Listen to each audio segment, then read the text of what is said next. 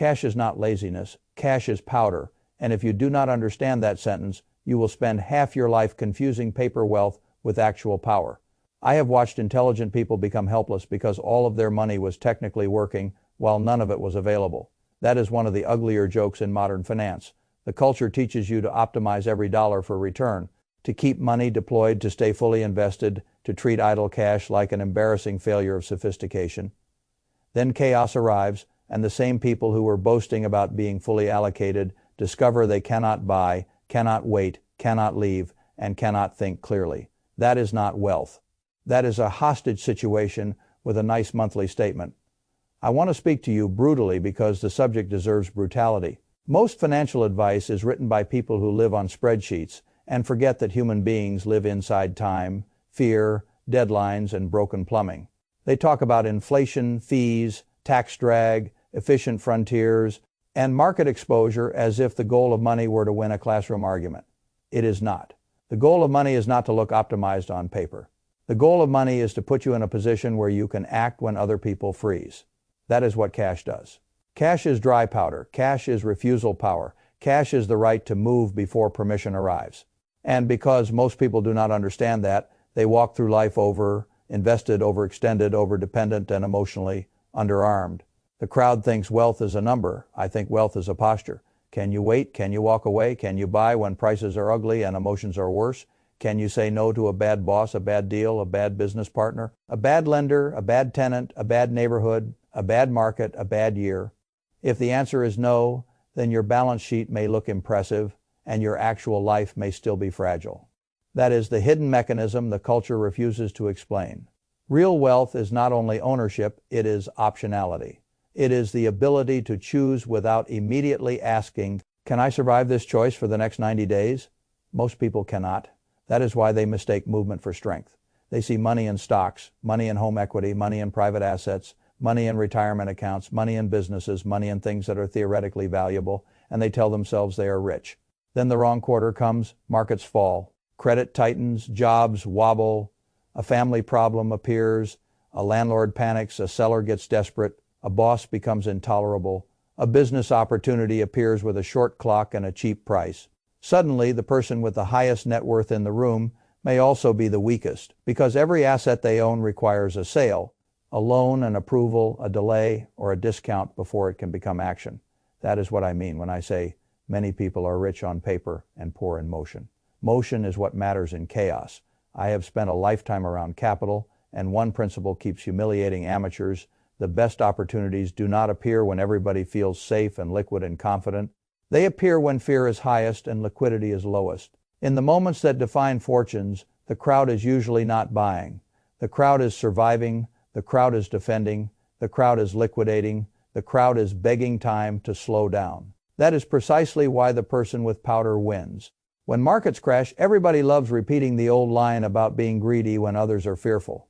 Fine, but let us tell the truth beneath the slogan. Most people cannot be greedy when others are fearful because they are already fully invested, already down sharply, already emotionally compromised, or already worried about their own payroll. Mortgage, clients, or job, they are not in a position to act, they are in a position to watch.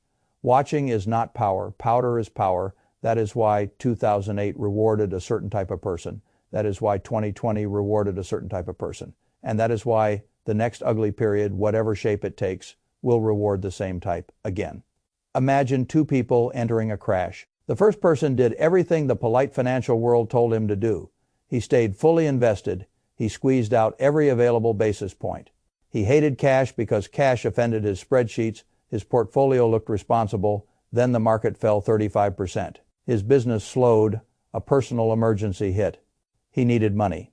Now he had a decision he thought only careless people faced: sell assets when they are down, or endure stress with no buffer. He sells, he locks in losses. He misses the rebound on what he sold. He becomes even more afraid. When prices later look absurdly cheap, he has neither the capital nor the nerve to buy. He calls this bad luck. It was not bad luck. It was bad structure. Now picture the second person. He also owned productive assets. He also believed in compounding, but he kept serious cash. Not emergency crumbs, real powder. He watched the same crash. He felt the same headlines, but he was not cornered. No forced selling. No scramble, no late night bargaining with reality. Instead, he started shopping. Stocks at ugly prices, a property from a desperate seller, a small business that was wounded, not dead. The same crisis that turned one man into a seller turned the other into a buyer. That difference is everything. And before the spreadsheet crowd starts twitching, let me answer them directly. Yes, cash loses purchasing power to inflation. Of course it does. If you sit on a pile of cash for years, the arithmetic is real. 3% inflation on $100,000 quietly taxes you about $3,000 a year in purchasing power. Fine, write it down, respect it. But do not stop there, because opportunity cost works both ways and the culture only teaches one side of the math. Money sitting in cash misses upside. Money locked in assets misses optionality. That second sentence matters more than people realize. A portfolio down 40% is not just a number, it is a prison. If you need to act during the down period, a rental property with great long-term prospects is not a source of freedom if you need liquidity next month. Equity in a business is not peace. If the only way to convert it into cash is to sell under pressure or borrow under worse terms, the public calculates the cost of idle cash every day. Almost nobody calculates the cost of illiquid strength. But illiquid strength is often weakness wearing expensive clothing. Let us do the arithmetic honestly. Suppose you keep $100,000 in cash and earn very little on it. Inflation at 3% quietly gnaws away, roughly $3,000 a year. Painful, yes. Visible, not very. Now suppose instead that you are fully invested and a bad year cuts your portfolio by 30%. A $100,000 slice is suddenly worth $70,000. If life forces you to sell $30,000 at that moment, the damage is not only the market loss, it is also the future recovery you do not participate in. That same $30,000 might have recovered into something far larger over the next 5 years. The visible savings from staying invested can disappear instantly when life forces bad timing. And that is before you price the greatest hidden cost of all. Missed distressed opportunity. The crowd never prices that, because the crowd almost never has cash when the deal appears. A seller has to close fast. A business owner needs rescue capital now, not after your assets recover. A property is available only because the current owner cannot wait. A job transition is attractive only if you can survive the runway. A lawsuit settlement, tax issue, health event, or family crisis creates a chance to act intelligently only if money is already there. When the phone rings, this is what people fail to understand. The largest financial opportunities of a decade are often not the ones your advisor can neatly forecast. They are irregular, lopsided, ugly, emotional, and fast. They appear because someone else is out of powder. That is why cash is not dead money. Cash is loaded optionality. I want to push this further because the deepest power of cash has nothing to do with market crashes. It has to do with your spine. I call it refusal power. How much would your life change if you had 2 full years of living expenses sitting in liquid reserves right now? Not in a retirement account that punishes access, not in a house you would have to borrow against. Not in stocks you would hate selling during a drawdown, just cash you could touch tomorrow. If you had that, what would change? The terrible boss would look smaller. The manipulative client would lose leverage. The job you stay in because leaving feels financially illegal would suddenly become negotiable. The business deal that smells wrong would be easier to reject. The investment pitch that relies on urgency would sound exactly as desperate as it is. That is the second miracle of powder. It does not only allow you to buy when others cannot, it allows you to say no when others dare not. Most people stay trapped in bad situations because they are cash poor, not because they lack intelligence. They know the boss is corrosive. They know the environment is shrinking them. They know the client is abusive. They know the partnership is lopsided. They know the job title is flattering them while the structure is bleeding them. But every one of those realizations runs into the same wall. I need the next check. That sentence has ruined more lives than market volatility ever did. And the uglier version is that the people with the flashiest lifestyles often say that sentence the most: big house, big payment, nice car, nice watch, nice school district, nice vacations, nice restaurants, big stress, no powder, golden handcuffs with polished hardware. They look rich because the architecture around them is expensive. But because their life requires constant high inflow, they have very little refusal power. They cannot take risk. They cannot endure transition. They cannot insult a bad offer by walking away. Their wealth is decorative. It is not structural. Meanwhile, somebody earning half as much but carrying 12 to 20, 4 months of liquid reserves may have infinitely more real freedom. He can wait, he can negotiate, he can take a lower paying but higher upside role, he can survive a failed attempt, he can say no to nonsense, he can sleep. Sleep is worth more than advisors admit. That brings me to another hidden cost of full optimization. It often makes people stupid. Desperation makes people stupid. Illiquidity breeds desperation. Therefore, illiquidity often makes people stupid. This is not an insult. It is mechanism when you know you do not have reserves. Every choice becomes charged. You need the market to cooperate. You need the job to hold. You need the clients to pay. You need the tenant not to miss rent. You need the car not to fail. You need the boss not to snap. You need the economy not to turn. When so many parts of life are one bad break away from causing pain, you do not think clearly. You negotiate from hunger. You invest from urgency. You rationalize mediocre deals because needing to act feels worse than acting badly. Cash interrupts that chain. Cash reduces the emotional tax on decision making. That is why I've always distrusted advice that ignores psychology. The best return in theory is not automatically the best life in practice. A person with no powder may chase higher return because spreadsheets told him to, then sell during the one period when patience was most valuable because his life structure could not tolerate the drawdown. Another person with more liquidity might earn a little less in normal years and dramatically more over a lifetime because he never had to make fear-driven decisions which one actually won. The culture says the first man was more efficient. Reality usually says the second man kept more wealth and more dignity. This is where people like to wave around the Buffett example. And in this case, I have no objection. I have kept enormous cash positions at times, not because I do not understand inflation or market returns, but because I understand something the public always relearns the hard way. The greatest opportunities require powder, and they usually appear when other people are financially naked. Berkshire has held staggering amounts of cash and short-term equivalents, because when the building shakes, I do not want to admire the architecture. I want to be the man who can buy the floor below me. That is what powder is for, and let me be clear, this is not only about buying shares during a market panic. That is the shallow version. The deeper version is that powder lets you be patient with every other asset you already own. If you have cash, you do not have to sell stocks in a crash to fund an emergency. You do not have to liquidate a property into a weak market. You do not have to take punitive debt because life caught you with no breathing room. Powder protects your long-term positions by handling short-term violence. That protective function alone is worth a great deal. Think how most people behave during downturns. They panic. They check accounts constantly. They stress-eat headlines. They sell because the portfolio drop feels like a direct threat to next month's life. Why? Because it is. They invested money they emotionally or practically might need too soon. So every market drawdown becomes not merely unpleasant, but existential. Now picture someone with 2 years of living expenses in cash plus an opportunity fund. The market drops 40%. Their response is totally different. They do not need to sell. Their groceries are not depending on the rebound. Their mortgage is not depending on the rebound. Their kid's school payment is not depending on the rebound. Their future is not being negotiated in the red numbers of a bad quarter. They can let the thesis play out. Better yet, if the opportunity is good enough, they can buy more. That person is not braver. That person is liquid. Liquidity is a form of courage, which brings me to the question everyone eventually asks once they stop pretending cash is embarrassing. How much? The standard advice says 3 to 6 months of expenses for an emergency fund. Fine, that is the toddler version, useful but incomplete. 3 to 6 months protects against ordinary breakdowns, a layoff, a transmission, a deductible, a temporary income disruption. Good necessary. But I am not talking only about surviving routine disruption. I am talking about having enough powder to actually change your strategic position. That usually means more. For many people, 1 year of expenses in cash is where the world begins to feel different. 2 years is where refusal power becomes real. On top of that, there is the second bucket I want you to understand.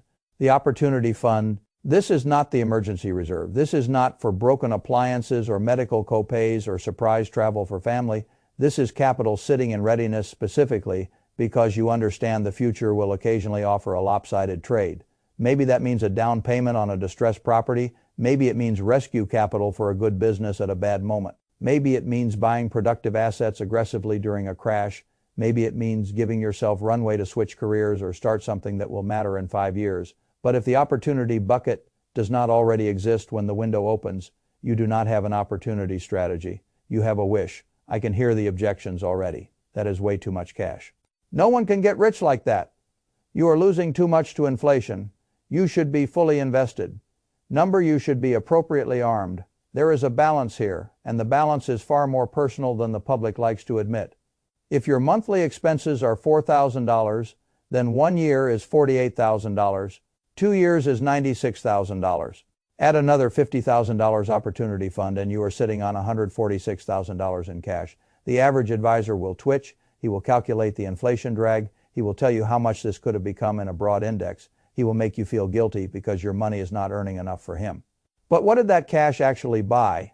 It bought a decade of sleep. It bought the ability to endure a bad market without forced selling. It bought a chance to buy into a great market at terrible prices. It bought permission to leave a bad job. It bought negotiating strength. It bought emotional calm. It bought the ability to hold your other assets properly because you did not need them to moon on a schedule. It bought decision quality. Put a number on that. The spreadsheet crowd rarely does because they are paid to measure the one thing cash obviously underperforms: visible annual return. They almost never measure what cash improves: timing, optionality, non-desperation, downside resilience, and the ability to convert other people's liquidity shortages into your advantage. That is not an accident. The financial industry generally makes money when your money is invested with them, not when it is sitting quietly in your own account waiting to empower you. That does not mean every advisor is corrupt. It means incentives are real. If the system wants you feeling guilty for holding cash, maybe ask who benefits from your guilt. A man with no cash is easy to direct. A man with powder is harder to sell. And there is something else the industry does not explain because it sounds impolite. Other people's lack of liquidity creates your greatest opportunities. That is why cash is offensive, not defensive. A desperate seller exists because he ran out of powder. A scared investor exists because he ran out of powder. A bad employee decision exists because someone ran out of powder. A forced liquidation exists because someone optimized for return and forgot survival. The bargains of the world are usually not gifts from the market. They are invoices presented to people who misjudged liquidity. You do not need to be cruel to benefit from that. You simply need to be prepared. Now let me widen the lens. Cash also changes how you behave, even when no dramatic opportunity appears. If you know you have substantial liquidity, you can afford to be choosy. You can wait for a truly good deal instead of rationalizing a mediocre one because you feel constant pressure to make your money do something. That patience is worth a fortune over a lifetime. Many bad investments are not made because the opportunity was irresistible. They are made because the investor could not stand still with cash. Impatience is one of the most expensive things a person can own. Powder quiets impatience. It says, you do not have to act because the world is moving. You can act when the terms are good. That is what strong people do in business, in investing, in relationships, in hiring, in acquisitions, in everything. Wait from strength. Move from strength, refuse from strength. Most people do none of those things because they are structurally too exposed. And this is why I want to separate net worth from power very clearly. Net worth is an accounting statement. Power is what you can do by Friday. That sentence will upset a lot of financially sophisticated people because it sounds vulgar, almost anti-intellectual. It is not, it is practical. The world is full of people with large net worth who cannot actually move. Retirement money trapped behind age restrictions, home equity trapped behind sales costs, time and market conditions, businesses that are valuable but hard to monetize quickly, investments that are technically liquid but psychologically impossible to sell under stress. There is nothing wrong with those assets. I like productive assets. I have spent my life owning them. But if all of your wealth lives there and none of it sits close to your hand, then your power is lower than your statement implies. That is why the strongest financial life usually contains tension, not purity. Yes, own productive assets. Yes, compound. Yes, be tax aware. Yes, avoid pointless cash drag. But also maintain enough powder that life cannot easily corner you and opportunity cannot easily outrun you. This is not ideological. It is tactical. I am not telling everyone to hoard cash mindlessly. Powder without discipline can become laziness. If you hold cash because you fear all risk, never act, never buy, never invest, and use optionality as a pretty word for paralysis, then you have not built strength. You have built caution theater. Powder must be paired with standards. What would make you deploy it? At what prices and what situations? What constitutes a true emergency versus an inconvenience? What level of reserves is truly protective versus merely comforting? If you cannot answer those questions, then your cash may be insurance, but it is not a strategy. Still, I would rather fix over caution than fix desperation. Desperation is the bigger killer. Desperation makes people sell low. Desperation makes people take stupid loans. Desperation makes people stay in humiliating situations. Desperation makes people rush into bad partnerships, bad purchases, bad investment narratives, bad timing, bad behavior. Powder fights desperation. That is enough for me to respect it. And there is a final advantage: nobody prices correctly. Powder changes your emotional metabolism when you know you can survive.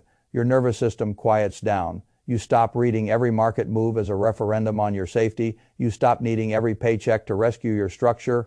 You stop overreacting to short-term volatility. You become harder to manipulate because urgency loses its leverage over you. This does not merely improve your feelings, it improves your returns, your negotiations, your health, your relationships, and your timing. Because calmer people generally make less ruinous decisions. I have seen this over and over. The people who are technically richer often make worse decisions because their life is expensive and their liquidity is thin. The people with substantial cash may look less optimized in a spreadsheet, yet they end up with better opportunities, fewer forced errors, and a stronger life because they are not operating from fear. Fear is a tax. Powder reduces the tax. That alone makes it valuable. So here is the real question you should ask yourself, not how much am I losing by holding cash? Ask, what is my life losing because I do not have enough powder? Am I trapped somewhere I would leave? Am I unable to buy something I would buy? Am I investing money I may need too soon? Am I one bad quarter away from becoming a forced seller? Am I confusing a high net worth number with real freedom? Am I optimizing for return while starving optionality? Those are adult questions. And if the answers make you uncomfortable, good discomfort means you are finally looking at structure instead of narrative. I want to leave you with the choice that actually matters. You can live like the culture tells you to live. Fully deployed, fully exposed, constantly optimized, earning more, spending more, investing more, stressing more, hoping no ugly timing problem arrives before your assets cooperate. You will look intelligent, you may even look successful. But beneath the surface, you may be financially naked, one forced move away from discovering that your wealth was mostly decorative. Or you can live like an owner. Build reserves beyond the toddler emergency fund, create an opportunity bucket, let productive assets compound without needing them for next month. Keep enough dry powder that a crash looks like a menu, not a funeral. Keep enough dry powder that a bad boss looks like a solvable problem, not a prison warden. Keep enough dry powder that when the building shakes, you are not asking, who can save you? You are asking, what is worth buying? That is a different life, not safer in the timid sense, stronger in the strategic sense. And strength is what cash was always meant to buy. Cash is not embarrassing, cash is not cowardice, cash is not dead money, cash is powder. And if you do not have enough of it the next time fear enters the room, you may find out that your beautiful net worth was never loaded in the first place.